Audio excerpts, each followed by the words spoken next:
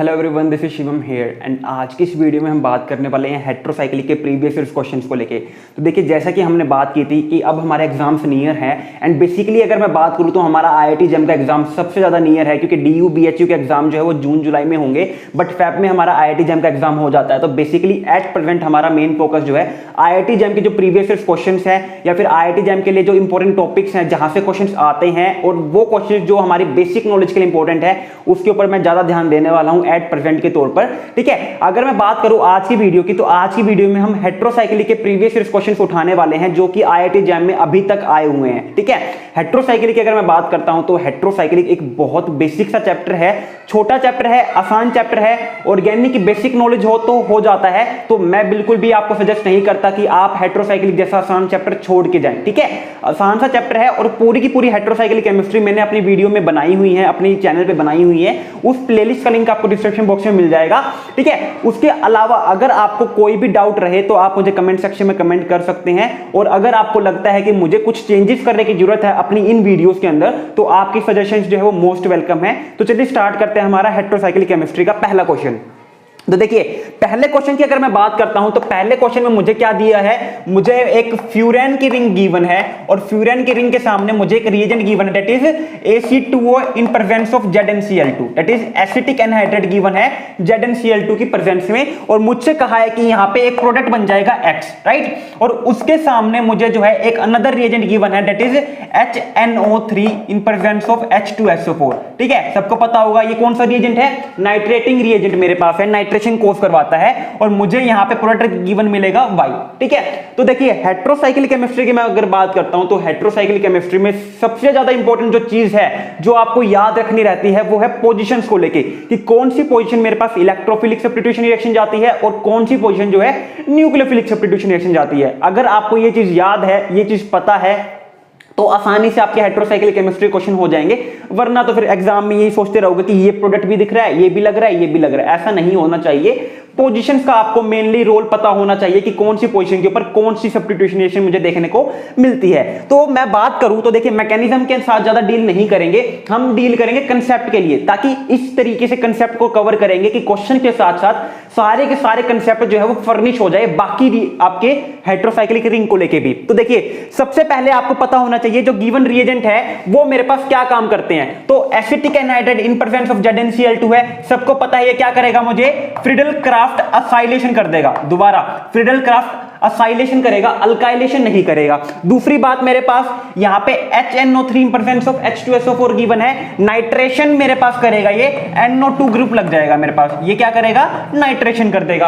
अब आप अगर देख पा रहे होगे ऑप्शन के अंदर, तो सभी ऑप्शन के अंदर मेरे पास दो ही काम कर रखे हैं, एक के अंदर मेरे पास असाइलेशन कर रखा है और दूसरे के अंदर मेरे पास नाइट्रेशन कर रखा है। तो बात अब इस क्वेश्चन में क्या रह जाती है कि एग्जामिनर ये देखना चाहता है कि आपको ये बात पता भी है या नहीं कि मेरे पास हेट्रोसाइक्लिक रिंग के अंदर कौन सी पोजीशन के ऊपर कौन सी सब्स्टिट्यूशन रिएक्शन देखने को मिलती है। तो अगर मैं कंसेप्ट की बात करता हूं तो देखिए, एक हेट्रोसाइक्लिक की रिंग है मेरे पास, मान लीजिए एक हेट्रोसाइक्लिक की 5 मेंबर हेट्रोसाइक्लिक रिंग की बात कर रहा हूं, जिसमें मेरे पास क्या क्या इंक्लूड होते हैं, जिसमें मेरे पास पायरोल, फ्यूरेन एंड थायोफिन। तो यहां पे मेरे पास X क्या क्या हो सकता है, नाइट्रोजन हो सकता है, ऑक्सीजन हो सकता है और सल्फर हो सकता है। अगर नाइट्रोजन है तो क्या कहलाई जाएगी, पायरोल कहलाई जाएगी, ऑक्सीजन है तो फ्यूरान कहलाई जाएगी और सल्फर है तो थायोफिन कहलाई जाएगी। और इन सब के पास क्या प्रेजेंट होते हैं, लोन पेयर प्रेजेंट होते हैं। लोन पेयर प्रेजेंट होने की वजह से ये अपने लोन पेयर को कंजुगेशन में जो है इन्वॉल्व करवाता है, और इस तरीके से मेरे पास जो है यहां पे रेजोनेंस स्ट्रक्चर देखने को मिलते हैं। इस तरीके से मेरे पास यहां पे रेजोनेंस स्ट्रक्चर देखने को मिलते हैं और यहां पे मुझे नेगेटिव चार्ज देखने को मिल जाएगा, राइट। तो आपको पता होना चाहिए पोजीशन का। तो यहां पे मेरे पास ये जो पोजीशन होती है इसे हम कहते हैं 1, ये होती है 2, ये होती है 3, ये होती है 4 और ये होती है मेरे पास 5th पोजीशन होती है। और आपको ये बात ध्यान में रखना कि अगर मेरे पास पायरोल है, फ्यूरान है या थायोफिन है, ये तीनों ही मेरे पास अगर इलेक्ट्रोफिलिक सब्स्टिट्यूशन रिएक्शन करवानी होती है तो कौन सी पोजीशन फेवर होती है, सेकंड पोजीशन फेवरेबल होती है। सेकंड पोजीशन मोस्ट फेवरेबल मुझे देखने को मिलती है। अगर मान लीजिए सेकंड पोजीशन के ऊपर ऑलरेडी कोई मेरे पास सबस्ट्रेट गिवन है या फिर कोई मेरे पास ग्रुप लगा हुआ है, तो कौन सी पोजीशन फेवरेबल होगी, फिर फिफ्थ पोजीशन फेवरेबल होगी, क्योंकि यहां पे लगा हुआ है तो यहां पे अब इलेक्ट्रॉन डेंसिटी सबसे ज्यादा होगी, तो सबसे ज्यादा मेरे पास सेकंड पोजीशन फेवरेबल होती है, फिर मेरे पास फिफ्थ, फिर मेरे पास थर्ड और फिर मेरे पास फोर्थ। ये मेरे पास ऑर्डर रहता है इलेक्ट्रोफिलिक सब्स्टिट्यूशन रिएक्शन का। कौन सी रिंग के अंदर? मेरे पास पायरोल, थायोफिन एंड फ्यूरान के केस में। तो यहां पे यही कंसेप्ट लगने वाला है इस क्वेश्चन के अंदर। तो मुझसे क्या पूछा हुआ है? मुझसे पूछा हुआ है बताओ क्या प्रोडक्ट बनेगा, एक्स और वाई क्या होगा। तो सबको पता है मेरे पास फ्रीडल क्राफ्ट एसाइलेशन करेगा मेरे पास ये वाला रिएजेंट। क्या करेगा? Friedel Crafts acylation. Friedel Crafts acylation कैसी होगी? इलेक्ट्रोफिलिक सब्स्टिट्यूशन रिएक्शन होगी। और मेरे पास क्या गिवन है? फ्यूरान गिवन है। तो फ्रीडल क्राफ्ट एसाइलेशन कहां पे देखने को मिल जाएगी मुझे? सेकंड पोजीशन के ऊपर देखने को मिल जाएगी। कहां देखने को मिल जाएगी? सेकंड पोजीशन के ऊपर देखने को मिल जाएगी। और यही मेरे पास क्या होगा? मेरा प्रोडक्ट एक्स देखने को मिल जाएगा। उसके बाद मुझे क्या गिवन है? नाइट्रेशन गिवन है, नाइट्रेटिंग रिएजेंट गिवन है, जो कि मुझे NO2 पॉजिटिव देगा। और ये NO2 पॉजिटिव अब कहां पे जाके अटैच होगा? क्योंकि सेकंड पोजीशन के ऊपर तो देखो यहां पे मेरे पास सेकंड पोजीशन के ऊपर तो कोई ग्रुप लगा हुआ है अब की बार, तो सेकंड पोजीशन के ऊपर तो हो नहीं सकती। अगर सेकंड पोजीशन के ऊपर ऑलरेडी प्रेजेंट है तो सेकंड मोस्ट फेवरेबल कौन सी पोजीशन होती है इलेक्ट्रोफिलिक सब्स्टिट्यूशन रिएक्शन के लिए? Fifth position. तो यहां पे ये नाइट्रेशन रिएजेंट कहां पे लग जाएगा? फिफ्थ पोजीशन के ऊपर जाके लग जाएगा। और मेरे पास जो Y बनेगा वो क्या होगा? मेरे पास यहां पे मेरे पास Y जो है फिफ्थ पोजीशन के ऊपर मेरे पास नाइट्रो ग्रुप लग जाएगा। और यहां पे मेरे पास जो है असाइल ग्रुप प्रेजेंट है ही। तो ये मेरे पास क्या हो जाएगा? Y हो जाएगा। अब आंसर मैच कर लो। आपका जो आंसर यहां पे देखने को मिलेगा वो क्या होगा? डी आंसर आपका राइट हो जाएगा। आंसर क्या आ जाएगा आपका? डी आंसर आपका राइट देखने को मिल जाएगा। तो बेसिक सा क्वेश्चन था, जस्ट आपकी पोजीशन की नॉलेज के ऊपर ये क्वेश्चन बनाया गया था कि आपको पोजीशन की नॉलेज है या नहीं है। सबको समझ में आ रहा है ना? कोई दिक्कत तो नहीं हो रही? ओके, चलो अब सेकंड क्वेश्चन की बात करते हैं। देखो हेट्रोसाइक्लिक केमिस्ट्री है, ऑर्गेनिक केमिस्ट्री है, हर एक चीज जो है वो इन्वॉल्व होती है। जीओसी हो गई, आपकी एरोमेटिसिटी हो गई, या फिर आपकी जो बेसिक नॉलेज है ऑर्गेनिक की सारी कुछ इंक्लूड की जाएगी, एसिडिटी, बेसिसिटी, सब कुछ। तो जीओसी का पता होना बहुत जरूरी है। जीओसी के ऊपर भी पूरी प्लेलिस्ट बनाई हुई है, वो चेकआउट कर सकते हो, क्योंकि सेकंड क्वेश्चन जो है वो हेट्रोसाइक्लिक से ज्यादा जीओसी का क्वेश्चन ज्यादा है, राइट।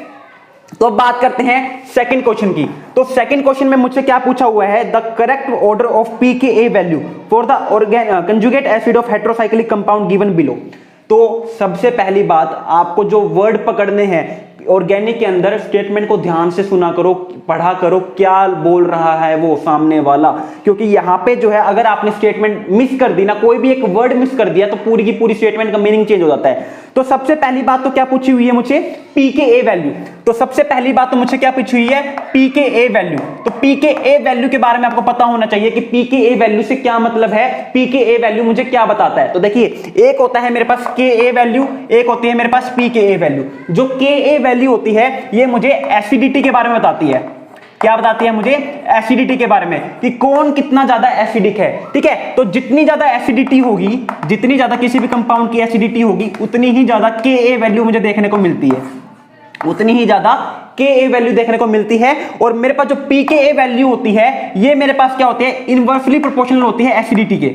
जो मेरे पास pKa वैल्यू होती है वो क्या होती है? इनवर्सली प्रोपोर्शनल होती है एसिडिटी के। तो यहां से पहली बात तो मुझसे क्या पूछा हुआ है? pKa वैल्यू का ऑर्डर पूछा हुआ है कि मेरे पास बताओ pKa वैल्यू सबसे ज्यादा किसकी होगी, उसको अरेंज करना है। यानी कि pKa वैल्यू सबसे ज्यादा किसकी होगी? जिसकी सबसे कम एसिडिटी देखने को मिलेगी। अब एक बात बताओ, एक और चीज, एक और नजरिए से सोचते हैं हम कि मेरे पास जितनी ज्यादा एसिडिटी होती है उस कंपाउंड की उतनी ही कम बेसिसिटी देखने को मिल जाएगी, इसमें कोई शक नहीं है। तो जितनी ज्यादा एसिडिटी उतनी ही कम बेसिसिटी देखने को मिलेगी। तो pKa वैल्यू अगर इनवर्सली प्रोपोर्शनल है एसिडिटी के, तो ये डायरेक्टली प्रोपोर्शनल अपने आप हो जाएगा ना बेसिसिटी के। तो ये बेसिसिटी के इनवर्सली प्रोपोर्शनल हो जाएगा। तो एक तरीके से अगर मान लो आपको जो है एसिडिटी फाइंड आउट करनी नहीं आती, तो आप क्या करो? आप बेसिसिटी फाइंड आउट कर लो। तो जिसकी सबसे ज्यादा बेसिसिटी होगी उसकी सबसे ज्यादा pKa वैल्यू भी होगी। ये अलग अलग अप्रोच है ऑर्गेनिक केमिस्ट्री क्वेश्चन को सोल्व आउट करने के लिए, कि हम किस किस अप्रोच के साथ जो है फाइंड आउट कर सकते हैं अपने सॉल्यूशन को। पहली चीज तो समझ में आ गई होगी आपको कि क्या पूछा हुआ है? pKa वैल्यू पूछी हुई है। तो मुझे सबसे ज्यादा जो एसिडिटी होगी जिसकी, उसकी सबसे कम pKa वैल्यू देखने को मिल जाएगी। ये चीज सबको समझ में आ गई। दूसरी बात क्या कही हुई है? इन कंपाउंड के कंजुगेट एसिड की pKa वैल्यू बतानी है। इन कंपाउंड की एसिडिटी नहीं बतानी है, इन कंपाउंड के कंजुगेट एसिड की pKa वैल्यू बतानी है। तो कंजुगेट एसिड से क्या मतलब है, कंजुगेट एसिड से क्या मतलब है, आपको अब ये बात पता होनी चाहिए, वरना क्वेश्चन ही गलत कराओगे, क्योंकि इन कंपाउंड की एसिडिटी नहीं पूछी हुई, इन कंपाउंड के कंजुगेट एसिड की एसिडिटी पूछी हुई है। तो मान लीजिए एक सिंपल सा एग्जांपल लेके चलता हूं, मान लीजिए मेरे पास एक वाटर का मॉलिक्यूल है, इसके सामने मैंने अमोनिया दे दिया, इसके सामने मैंने अमोनिया दे दिया। हर एक बच्चे को ये बात पता है कि मेरे पास वाटर जो है यहाँ पे वो कैसे एक्ट करेगा, एसिड की तरह, और मेरे पास अमोनिया जो है कैसे एक्ट करेगा, बेस की तरह। तो यहाँ पे वाटर क्या करेगा, H पॉजिटिव दे देगा, और अमोनिया क्या करेगा, H पॉजिटिव ले लेगा, कोई दिक्कत नहीं है। और क्या बन जाएगा, NH4 पॉजिटिव बन जाएगा मेरे पास, और OH नेगेटिव बन जाएगा। सबको समझ में आ रहा है ये, ठीक है। अब देखो ये बेस है, इस बेस ने जब H पॉजिटिव एक्सट्रैक्ट कर लिया तो यहां पे मेरे पास क्या बन गया, NH4 पॉजिटिव बन गया, और ये क्या हो जाएगा मेरे पास, कंजुगेट एसिड कहलाया जाएगा। ये मेरे पास क्या कहलाया जाएगा, कंजुगेट एसिड कहलाया जाएगा। इस बेस का कंजुगेट एसिड क्या है मेरे पास, ये वाली स्पीशीज है। इस बेस का कंजुगेट एसिड क्या होगा, ये वाला होगा।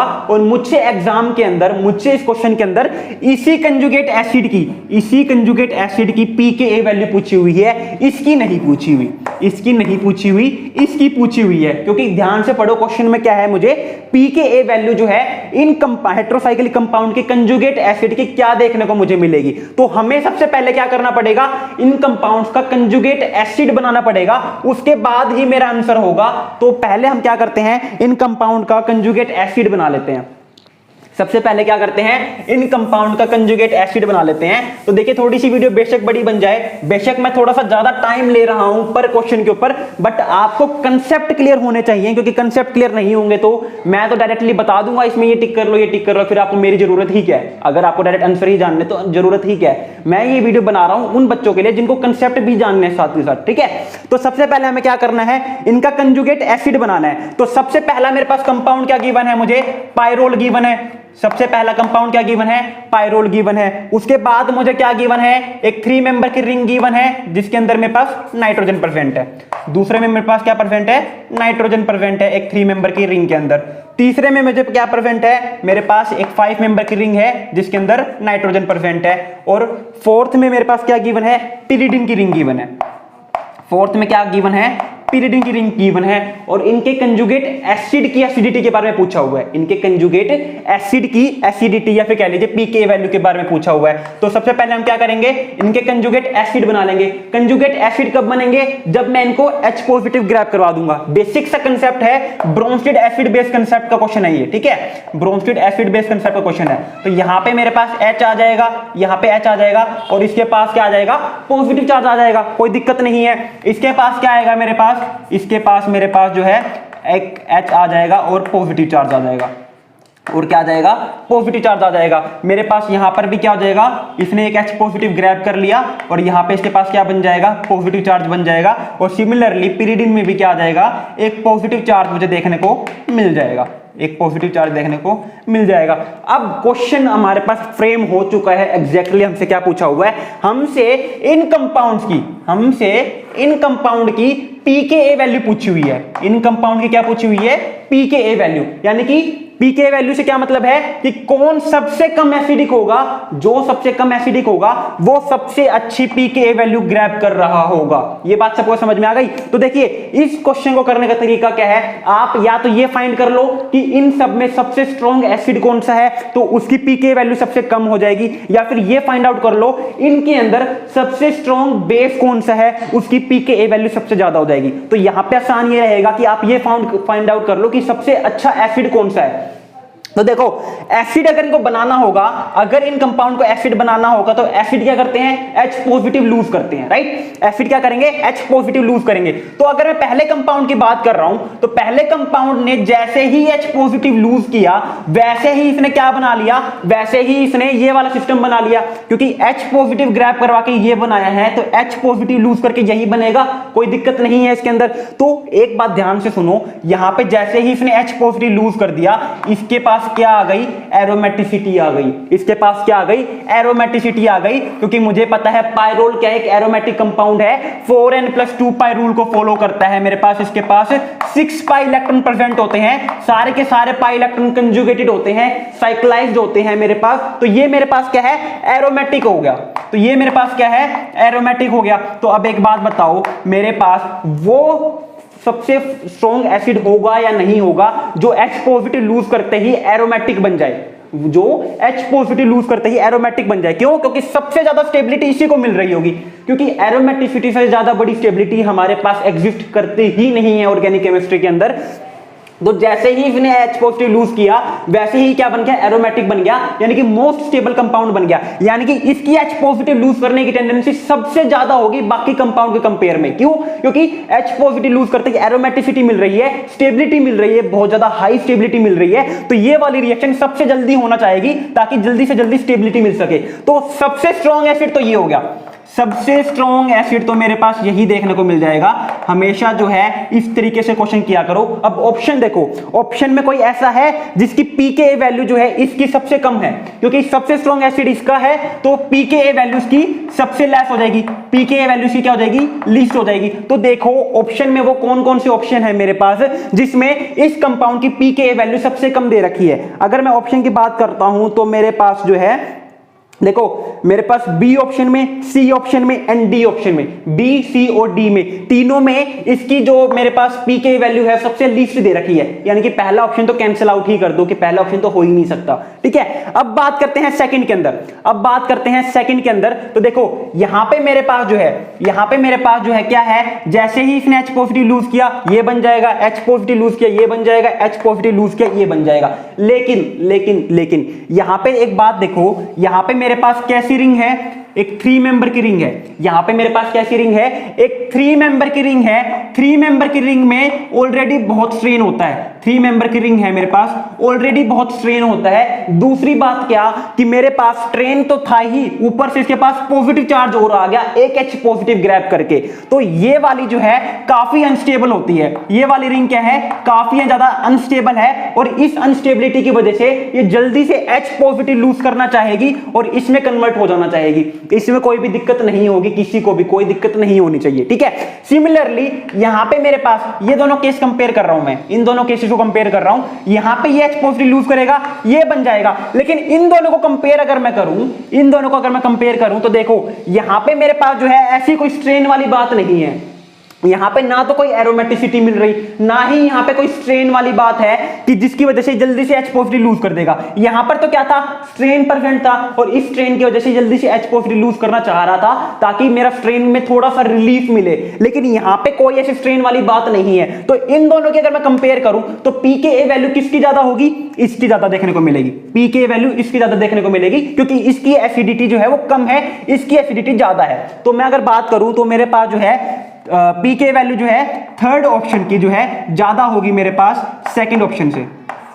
यहां पे मैंने ये रिजल्ट निकाल लिया, इसकी तो लिस्ट थी, इसकी तो लिस्ट थी ही, तो मेरे पास फर्स्ट की तो सबसे ज्यादा कम थी, तो ये दो ऑप्शन आ गए। अब बात करते हैं फोर्थ ऑप्शन की, अब बात करते हैं फोर्थ ऑप्शन की। तो फोर्थ ऑप्शन में ध्यान से देखो, मेरे पास जो नाइट्रोजन था वो क्या था, मेरे पास यहाँ पे एक डबल बॉन्डेड नाइट्रोजन था, और डबल बॉन्डेड नाइट्रोजन जो है वो ज्यादा इलेक्ट्रोनेगेटिव होता है as compare to single bonded nitrogen. ये बात सबको समझ में आ रही है। तो ये वाला जो है ज्यादा इलेक्ट्रोनेगेटिव है, तो पॉजिटिव चार्ज को बियर नहीं करना चाहेगा। तो ये पॉजिटिव चार्ज को बियर नहीं करना चाहेगा कि भाई मैं इलेक्ट्रोनेगेटिव एलिमेंट पहले से ही था, ऊपर से मैंने डबल बॉन्डेड बना रखा है अपने आप को, तो मैं और ज्यादा इलेक्ट्रोनेगेटिव हो गया। तो मुझे इतने ज्यादा इलेक्ट्रोनेगेटिविटी होने के बावजूद तुम मुझे H पॉजिटिव क्यों दे रहे हो। तो ये क्या करेगा, जल्दी से H पॉजिटिव को निकाल देगा कि तू निकल भाई, और क्या बन जाएगा, ये बन जाएगा। तो ये वाली जो चीज है यहां पे इसकी एसिडिटी बहुत ज्यादा हाई होगी, क्योंकि जल्दी से H पॉजिटिव लूज करके अपने आप को स्टेबल करना चाहता है, क्योंकि यहां पे ये sp2 हाइब्रिडाइज सिस्टम है। तो इसकी एसिडिटी सबसे ज्यादा होगी सेकंड नंबर पे, इसकी एसिडिटी इन दोनों के कंपेयर में ज्यादा होगी। एरोमेटिसिटी वाले की तो एसिडिटी सबसे ज्यादा है, इसमें तो कोई डाउट हो ही नहीं सकता। इन तीनों को हमें कंपेयर करना था, तो इन तीनों में मेरे पास ये नाइट्रोजन जो है वो sp2 हाइब्रिडाइज सिस्टम से मिलकर बना हुआ है। इस नाइट्रोजन ने क्या बना रखा है, डबल बॉन्ड बना रखा है, तो ये H पॉजिटिव जल्दी से लूज करना चाहेगा ताकि ये अपने आप को स्टेबल कर सके, क्योंकि यहां पे मेरे पास ये नाइट्रोजन कैसा है, S, यहां पे मेरे पास नाइट्रोजन जो है डबल बॉन्डेड है, ज्यादा इलेक्ट्रोनेगेटिव है इन दोनों के कंपेयर में।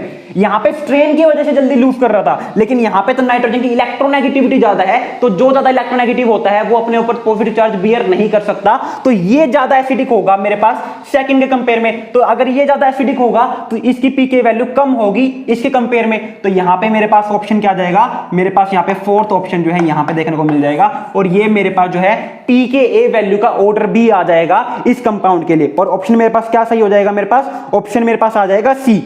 ऑप्शन क्या आ जाएगा मेरे पास, सी ऑप्शन आ जाएगा, राइट। तो मैंने जैसा कि आपको कहा कि अगर आपको ऑर्गेनिक की बेसिक नॉलेज है, अगर आपको थोड़ी बहुत हेटेरोसाइक्लिक केमिस्ट्री आती है, तो आप आसानी से जो है क्वेश्चंस कर सकते हो, इसलिए इन क्वेश्चंस को छोड़ के जाने का कोई भी फायदा नहीं होता, राइट। ठीक है, अब बात करते हैं नेक्स्ट क्वेश्चन के लिए। सबको समझ में आ रहा है ना भाई? कोई भी दिक्कत हो, अगर आपको लगे कि मुझे कुछ भी चेंज करना है इन क्वेश्चन को करवाने में, तो आप बता देना, सजेशंस मोस्ट वेलकम है, क्योंकि मुझे आइडिया नहीं है, मैंने पहले कभी ऐसी वीडियो बनाई नहीं है, राइट। तो अब बात करते हैं थर्ड क्वेश्चन को लेके। तो थर्ड क्वेश्चन बहुत आसान है, थर्ड क्वेश्चन बहुत आसान है। हमसे क्या पूछा हुआ है कि बताओ डाइपोल ओरिएंटेशन क्या देखने को मिलेगी पाइरोल और पिरिडिन के अंदर। ठीक है, हमसे क्या पूछा हुआ है, डाइपोल ओरिएंटेशन, डाइपोल ओरिएंटेशन के बारे में पूछा हुआ है कि क्या देखने को मिलेगी मुझे पाइरोल और पिरिडिन के अंदर। तो देखो बेसिक नॉलेज के ऊपर डिपेंड था ये क्वेश्चन, क्या कि मुझे पता होना चाहिए सबसे पहली बात कि डाइपोल की डायरेक्शन क्या होती है। डाइपोल की डायरेक्शन क्या होती है सबको पता होगा, पॉजिटिव टू नेगेटिव। डाइपोल की डायरेक्शन क्या होती है, पॉजिटिव टू नेगेटिव मुझे देखने को मिलती है।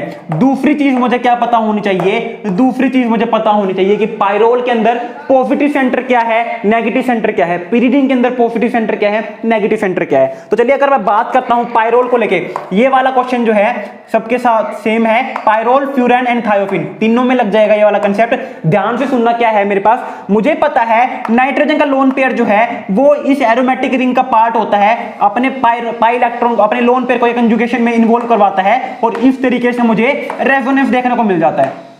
इस तरीके से मुझे क्या देखने को मिल जाता है, रेजोनेंस देखने को मिल जाता है, राइट। कोई दिक्कत नहीं है। उसके बाद क्या होगा, ये नेगेटिव चार्ज यहां पे आएगा और ये नेगेटिव, ये पाई इलेक्ट्रॉन जो है इस तरीके से टूट जाएंगे, और मुझे क्या देखने को मिल जाएगा, मुझे यहाँ पे जो है नाइट्रोजन के ऊपर पॉजिटिव चार्ज है ही, यहाँ पे ये, यहाँ पे नेगेटिव चार्ज, यहाँ पे ये देखने को मिल जाएगा, कोई दिक्कत नहीं है। उसके बाद नेक्स्ट स्टेप में मेरे पास क्या होगा, ये नेगेटिव चार्ज यहाँ पर जाएगा और ये पाई इलेक्ट्रॉन टूट जाएंगे अपने, और यहाँ पे क्या बन जाएगा, मुझे एक और रेजोनेटिंग स्ट्रक्चर देखने को मिल जाएगा। तो यहां पे मेरे पास ये नेगेटिव चार्ज, यहां पे ये पॉजिटिव चार्ज। ठीक है, अब आपको सामने से खुद दिख रहा होगा ये क्वेश्चन सिर्फ और सिर्फ रेजोनेंस बेस्ड था, कोई हेटेरोसाइक्लिक केमिस्ट्री की रिक्वायरमेंट थी ही नहीं। देखो यहां पे क्या दिख रहा है मुझे, नाइट्रोजन के ऊपर पॉजिटिव चार्ज है, नाइट्रोजन के ऊपर पॉजिटिव चार्ज है हर एक के रेजोनेटिंग स्ट्रक्चर में, और जो बाकी रिंग है मेरे पास, बाकी रिंग के ऊपर कैसा चार्ज है, मेरे पास नेगेटिव चार्ज है। इस रिंग के ऊपर कैसा चार्ज है, नेगेटिव। इसमें रिंग के ऊपर कैसा चार्ज है, नेगेटिव। इसमें रिंग के ऊपर कैसा चार्ज है, नेगेटिव। तो यानी कि हर एक केस में नाइट्रोजन के ऊपर पॉजिटिव चार्ज है और मेरे पास रिंग के ऊपर कैसा चार्ज है, नेगेटिव चार्ज है। तो डाइपोल की डायरेक्शन क्या होती है, पॉजिटिव से नेगेटिव की तरफ। तो मेरे पास पाइरोल के केस में डाइपोल की डायरेक्शन क्या हो जाएगी, पॉजिटिव से नेगेटिव की तरफ। तो मेरे पास पाइरोल के केस में आंसर ये आ जाएगा, पॉजिटिव सेंटर नाइट्रोजन है और नेगेटिव सेंटर मेरे पास रिंग है, तो ये डाइपोल की डायरेक्शन हो जाएगी मेरे पास पाइरोल के केस में। शायद किसी को वो दिख ना रहा हो तो यहां पे मेरे पास ये डायरेक्शन हो जाएगी। सबको समझ में आ रहा है। अब मैं अगर बात करता हूं पिरिडिन को लेके, अब मैं बात करता हूं पिरिडिन को लेके, तो आपको पता होना चाहिए कि पिरिडिन मेरे पास कैसी रिएक्शन शो करता है, मेरे पास बेसिकली न्यूक्लियोफिलिक सब्स्टिट्यूशन रिएक्शन ज्यादा बेटर शो करता है as compare to electrophilic substitution reaction. उसका रीजन क्या होता है, मेरे पास ये नाइट्रोजन जो है इस पाई इलेक्ट्रॉन को ग्रैब कर लेगा अपने पास, और यहां पे रेजोनेटिंग स्ट्रक्चर कैसा बनेगा, मेरे पास यहां पे मेरे पास नाइट्रोजन के ऊपर नेगेटिव चार्ज बनेगा, यहां पे मेरे पास पॉजिटिव सेंटर बनेगा और यहां पे ये देखने को मिल जाएगा। उसके बाद ये जो पाई इलेक्ट्रॉन है वो यहां पे जाएंगे रेजोनेंस करके, और पॉजिटिव सेंटर मुझे कहां देखने को मिल जाएगा, मुझे पॉजिटिव सेंटर जो है यहां पर देखने को मिल जाएगा, यहां पे नेगेटिव चार्ज है। उसके बाद ये पाई इलेक्ट्रॉन जाएंगे यहां पे, और यहां पे जो रेजोनेटिंग स्ट्रक्चर नेक्स्ट देखने को मिलेगा वो क्या होगा, वो कुछ इस प्रकार का मुझे देखने को मिल जाएगा। ठीक है, नाइट्रोजन के ऊपर नेगेटिव चार्ज। अब सबको दिख रहा होगा यहाँ पे क्या कि मेरे पास हर एक केस में नाइट्रोजन के ऊपर कैसा चार्ज है, नेगेटिव चार्ज है, और रिंग के ऊपर कैसा चार्ज है, पॉजिटिव चार्ज है। रिंग के ऊपर कैसा चार्ज है, पॉजिटिव चार्ज है। तो यहाँ पे मेरे पास डायरेक्शन ऑफ डाइपोल क्या हो जाएगी, मेरे पास पॉजिटिव से नेगेटिव करूं तो ऊपर से रिंग से नीचे की तरफ। तो यहाँ पे मेरे पास यही आंसर आ जाएगा। तो अगर हम बात करते हैं इस क्वेश्चन के आंसर की, तो ए ऑप्शन जो है मेरे पास, जो ए ऑप्शन है मेरे पास, वो करेक्ट आंसर हो जाएगा। जो मेरे पास ए ऑप्शन है वो करेक्ट आंसर हो जाएगा। राइट, सबको समझ में आ रहा है। अब बात करते हैं नेक्स्ट क्वेश्चन की तरफ। फोर्थ क्वेश्चन आसान सा क्वेश्चन है, नेम रिएक्शन के ऊपर बेस्ड है। फोर्थ क्वेश्चन जो है वो नेम रिएक्शन के ऊपर बेस्ड है। क्वेश्चन क्या है, मुझे यहाँ पे एक साइक्लोहेक्सेनोन सिस्टम दे रखा है। मुझे यहाँ पे एक साइक्लोहेक्सेनोन सिस्टम दे रखा है, उसके सामने मेरे पास एक फ्यूरान सिस्टम दे रखा है। फ्यूरान के अंदर मेरे पास जो है एल्डिहाइड लगा हुआ है, फ्यूरान के अंदर एल्डिहाइड लगा हुआ है। और यहाँ पे मुझे क्या दे दिया, यहाँ पे मुझे दिया हुआ है NH2CO NH2 NH2CO NH2। ठीक है, अगर आपने ये चीज देख ली और अगर आपको याद आ गया कि हाँ ये रिएक्शन कौन सी है, मैनिक रिएक्शन है, ये रिएक्शन कौन सी है, मैनिक रिएक्शन है, तो आपका क्वेश्चन हो जाएगा। वरना भूल के भी मत सोचना ये क्वेश्चन हो जाएगा। एक इंपॉर्टेंट बात क्या है, ये एक इक्विवेलेंट दे रखा है, ये एक इक्विवेलेंट दे रखा है, और ये भी एक इक्विवेलेंट दे रखा है। ये भी क्या दे रखा है, मुझे एक इक्विवेलेंट दे रखा है। तो सबसे इंपॉर्टेंट बात क्या है ये जाननी कि मेरे पास जो है ये वाला सबस्ट्रेट जो है, ये वाला जो रिएजेंट गिवन है, वो एक ही मॉलिक्यूल के साथ, या तो इसके साथ या फिर इसके साथ, किसी भी एक के साथ कंबाइन करेगा। पहली चीज तो ये हो गई। दूसरी बात, अगर इसने इसके साथ कंबाइन कर लिया तो एक रिएक्शन हो जाएगी, अगर इसने इसके साथ रिएक्शन कंबाइन कर लिया तो एक रिएक्शन हो जाएगी, और फर्दर रिएक्शन प्रोसीड ऑन नहीं होगी, फर्दर रिएक्शन प्रोसीड ऑन नहीं होगी। रीजन क्या है इसके पीछे, इसका एक इक्विवेलेंट है, इसका एक इक्विवेलेंट है, इसका एक इक्विवेलेंट है। मान लो इसने इसके साथ कंबाइन कर लिया, इन दोनों ने आपस में कंबाइन कर लिया, कंबाइन करने के बाद इनका एक एक मॉलिक्यूल ही तो गिवन था, तो ये दोनों तो कंबाइन कर गए। अब इनका जो है कुछ नया नहीं बना, तो ये इसके साथ फिर कंबाइन कैसे कर लेगा, है ना। तो यानी कि एक ही रिएक्शन मुझे देखने को मिलनी है, और रिएक्शन जो है अब मुझे सिर्फ और सिर्फ ये पता करना है ये इसके साथ कंबाइन करेगा या फिर इसके साथ कंबाइन करेगा। उससे पहले आपको मैनिक रिएक्शन पता होनी चाहिए कि मैनिक रिएक्शन क्या होती है। तो देखिए मैनिक रिएक्शन में होता क्या है, मेरे पास एक कार्बोनिल ग्रुप प्रेजेंट होता है। मैनिक रिएक्शन में एक कार्बोनिल ग्रुप प्रेजेंट होता है, उसके सामने अगर मैं अमोनिया ले आता हूं, मान लीजिए NH2 ले आया मैं, NH2 ले आया मैं यहाँ पे, तो यहाँ पे मेरे पास मैनिक रिएक्शन में क्या होगा, यहाँ पे मेरे पास डिहाइड्रेशन हो जाता है, H2O का मॉलिक्यूल निकल जाता है मेरे पास यहाँ पे, और जहाँ पे ये चीज बन निकली है तो H2O निकल जाएगा, और कार्बन और नाइट्रोजन के बीच में, कार्बन और नाइट्रोजन के बीच में क्या बन जाता है, डबल बॉन्ड बन जाता है। इसी को हम मैनिक रिएक्शन कहते हैं, इसी को हम क्या कहते हैं, मैनिक रिएक्शन कहते हैं। ये मेरे पास मैनिक रिएक्शन का प्रोडक्ट देखने को मिलता है। इस चीज को याद रखो, यहाँ पे यही जो है हमारे पास इंपॉर्टेंट है जानना मैनिक रिएक्शन के बारे में। अब देखो एक सिंपल सी बात मेरे पास है, ऑब्वियस सी बात यहाँ पे मेरे पास है कि ये नाइट्रोजन जो है इस कार्बोनिल के ऊपर अटैक कर रहा होगा, ये नाइट्रोजन जो है इस कार्बोनिल के ऊपर अटैक कर रहा होगा, इसमें तो कोई दो राय नहीं है। मैकेनिज्म मैंने आपको नहीं दिखाया, मैंने आपको शॉर्ट ट्रिक बताई है कि किस तरीके से मैनिक प्रोडक्ट बनता है, बट होगा क्या मैकेनिज्म में, ये नाइट्रोजन जो है इस कार्बोनिल ग्रुप के ऊपर अटैक कर रहा होगा। अब इस कार्बोनिल ग्रुप की जितनी ज्यादा इलेक्ट्रोफिलिसिटी होगी उतनी ही फास्ट ये इसके ऊपर रिएक्ट कर जाएगा, है ना। तो ये बात आपको जाननी थी, बस आपका क्वेश्चन हो जाएगा, ये बात जाननी थी बस। अब ये क्वेश्चन आपका हो जाएगा। क्वेश्चन क्या है, मेरे पास एक रिएजेंट गिवन है और एक हेक्सेनोन सिस्टम गिवन है और एक मेरे पास फ्यूरान सिस्टम गिवन है, और मुझसे पूछा हुआ बताओ प्रोडक्ट क्या बनेगा। तो अगर मैं बात करूं इस फ्यूरान सिस्टम की, तो फ्यूरान में ध्यान से देखना क्या होगा, मेरे पास फ्यूरान में मेरे पास C double bond OH system given है। तो ये पाई इलेक्ट्रॉन जो है इसके साथ कंजुगेशन में प्रेजेंट है, और इस कंजुगेशन में प्रेजेंट होने की वजह से ये जो पाई इलेक्ट्रॉन का सिस्टम है ये टूट जाएगा, ये मेरे पास टूट जाएगा, और क्या बन जाएगा मेरे पास यहाँ पे पॉजिटिव चार्ज, यहाँ पे double bond carbon oxygen negative और H, ये बन जाएगा। इसकी वजह से, इस सिस्टम की वजह से, इस रेजोनेंस की वजह से मेरे पास क्या हो रहा है, मेरे पास इस कार्बोनिल ग्रुप की जो इलेक्ट्रोफिलिसिटी है वो काफी ज्यादा कम हो रही है। इसकी इलेक्ट्रोफिलिसिटी बहुत कम है, लेकिन यहां पर ऐसा कुछ भी देखने को नहीं मिल रहा। इसकी इलेक्ट्रोफिलिसिटी जो है कार्बोनिल ग्रुप की वो इंटैक्ट है। तो यहां पे सिंपल सी बात मुझे समझ में आ गई, इसकी इलेक्ट्रोफिलिसिटी कम है, इसकी इलेक्ट्रोफिलिसिटी ज्यादा है, यानी कि ये जो रिएजेंट गिवन है मेरे पास, ये जो रिएजेंट गिवन है वो इसके साथ रिएक्ट नहीं करेगा, इसके साथ रिएक्ट करेगा, वो इस साइक्लोहेक्सेनोन सिस्टम के साथ रिएक्ट करेगा। और अगर इसने इसके साथ रिएक्ट करवा दिया तो मैनिक रिएक्शन आपको पता है क्या बनता है मेरे पास। मैनिक रिएक्शन में carbon double bond nitrogen bond बनता है। क्या बनता है मेरे पास यहाँ पे? Carbon double bond nitrogen bond बनता है। तो यहाँ पे मेरे पास क्या होगा? साइक्लोहेक्सेनोन सिस्टम आ जाएगा मेरे पास, डबल बॉन्ड ऑक्सीजन है मेरे पास। यहाँ पे मेरे पास क्या आ जाएगा? NH2 NHCO NH2 आ जाएगा। ठीक है, अब किसी को पता नहीं है, देखो सिंपल सी बात, एक बात बताता हूं। आप सोचोगे सर ये भी कर सकता था, ये भी कर सकता था, इसमें ये वाला नाइट्रोजन भी कर सकता है, ये वाला नाइट्रोजन भी कर सकता है, तो हमें कैसे पता चलेगा कौन सा नाइट्रोजन करेगा? तो देखो सिंपल सी बात क्या है, यहाँ पे C double bond O system present है। एग्जामिनर बहुत शातिर है, जानबूझ के ऐसा प्रोडक्ट दिया है सिंपल रिएजेंट देने की जगह। तो देखो यहाँ पे क्या है मेरे पास? NH2 प्रेजेंट है, NH2 के पास लोन पेयर प्रेजेंट है, तो ये लोन पेयर तो इसके साथ कंजुगेशन में इन्वॉल्व है, ये लोन पेयर तो इसके साथ पार्टिसिपेट कर रहा है, इस कार्बोनिल ग्रुप की इलेक्ट्रोफिलिसिटी को कवर अप कर रहा है। तो ये तो कम ये तो कम न्यूक्लियोफिलिक हो गया, ये वाला नाइट्रोजन तो कम न्यूक्लियोफिलिक हो गया, लेकिन ये नाइट्रोजन जो है वो आसानी से इसके ऊपर अटैक कर सकता है, वो आसानी से इस कार्बोनिल ग्रुप के ऊपर अटैक कर सकता है। क्यों? क्योंकि इसके साइड में ऐसा कोई भी कार्बोनिल सिस्टम या फिर माइनस इफेक्ट शो करने वाला सिस्टम प्रेजेंट नहीं है, तो ये वाला नहीं कर पाता, ये वाला कर जाएगा, ये वाला मेरे पास कर जाएगा। और मैंने आपको क्या बताया था? मैनिक रिएक्शन में क्या करना है? सिर्फ इस H2 को रिमूव कर दो, इस ऑक्सीजन को रिमूव कर दो, इन दोनों के बीच में डबल बॉन्ड बना दो, तो मेरे पास ये प्रोडक्ट बन जाएगा। अगर मैं सिंपल तरीके से लिखूं तो प्रोडक्ट क्या है मेरे पास? यहाँ पे double bond nitrogen NHCO NH2, ये मेरे पास इस रिएक्शन का प्रोडक्ट देखने को मिल जाएगा। तो आपका जो ऑप्शन सी है, जो आपका ऑप्शन इसके अंदर सी है, वो राइट हो जाएगा। ठीक है, ऑप्शन जो सी है इसके अंदर वो आपका करेक्ट देखने को मिल जाएगा। राइट, सबको समझ में आ रहा है ना? कोई दिक्कत तो नहीं हो रही? कोई भी दिक्कत तो बता देना कि सर ये चीज समझ में नहीं आई, सर आपने ये गलत करवा दिया, ये बता दिया। कोई दिक्कत नहीं है, बता देना, शर्माने की भी कोई बात नहीं है।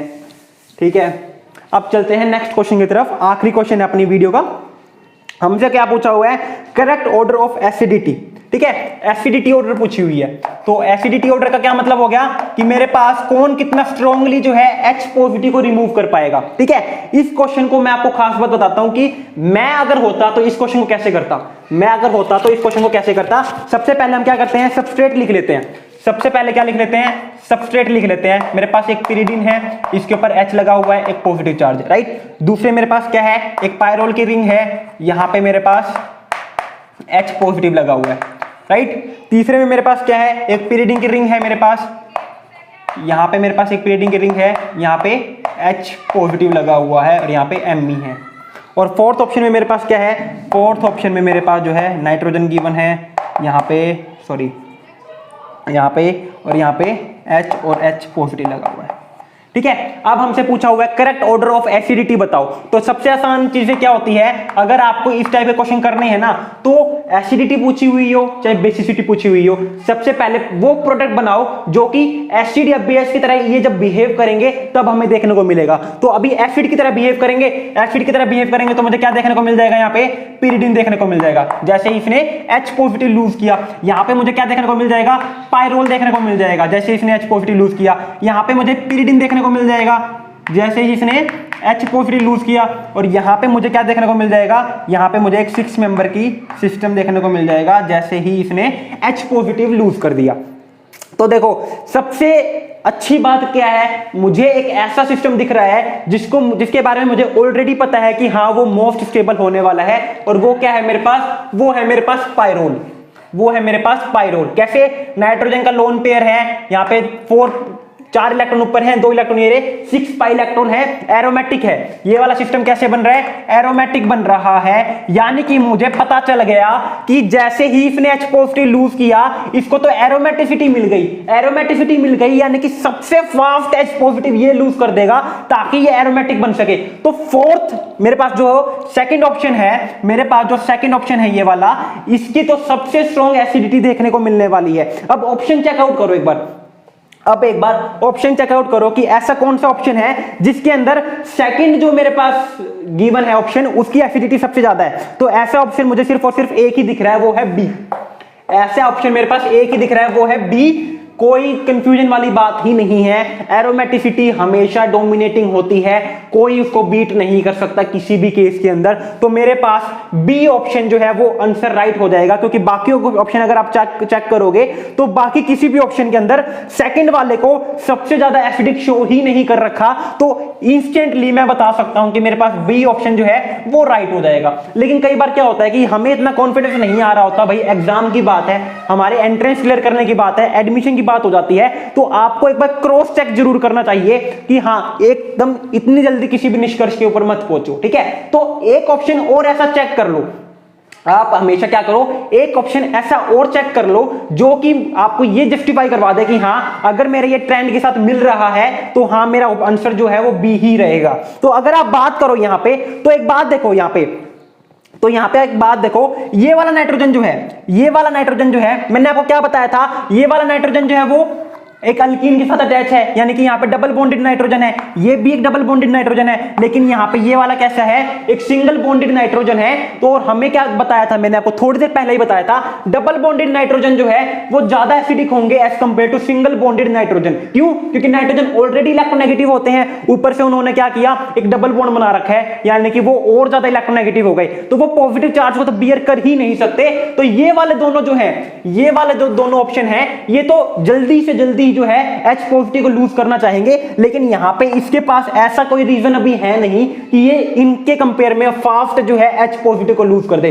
तो मेरे पास सबसे वीक एसिड कौन सा हो जाएगा, ये वाला देखने को मिल जाएगा, क्योंकि इसके पास जो है H पॉजिटिव लूज करने के बाद ऐसी कोई स्टेबिलिटी का रीजन नहीं है। यहां पे इन दोनों के पास रीजन है कि हाँ हम दोनों जो है जल्दी से H पॉजिटिव लूज करें, हम स्टेबल बन जाए, क्योंकि हम बहुत ज्यादा इलेक्ट्रोनेगेटिव है, हम बहुत ज्यादा इलेक्ट्रोनेगेटिव है। लेकिन इसके पास ऐसा कोई रीजन है ही नहीं कि ये जल्दी से H पॉजिटिव लूज कर दे। तो मेरे पास जो फोर्थ ऑप्शन है वो लीस्ट एसिडिक हो जाएगा। तो मेरे पास जहां पे सेकंड ऑप्शन जो है मोस्ट एसिडिक है, वही मेरे पास जो है फोर्थ ऑप्शन जो है वो लीस्ट एसिडिक हो जाएगा। तो अगर मैं बात करूं बी ऑप्शन की, तो बी ऑप्शन में ध्यान से देखो, फोर्थ ऑप्शन को लीस्ट एसिडिक ही दिखाया हुआ है, यानी कि मेरा जो ट्रेंड है, मेरा जो आंसर है वो एकदम करेक्ट है। इस तरीके से आप एलिमिनेशन मेथड से या फिर एक या दो चीजों को जो है अपने ट्रेंड में इंक्लूड करके फाइंड आउट कर सकते हो आंसर क्या देखने को मिलने वाला है, राइट।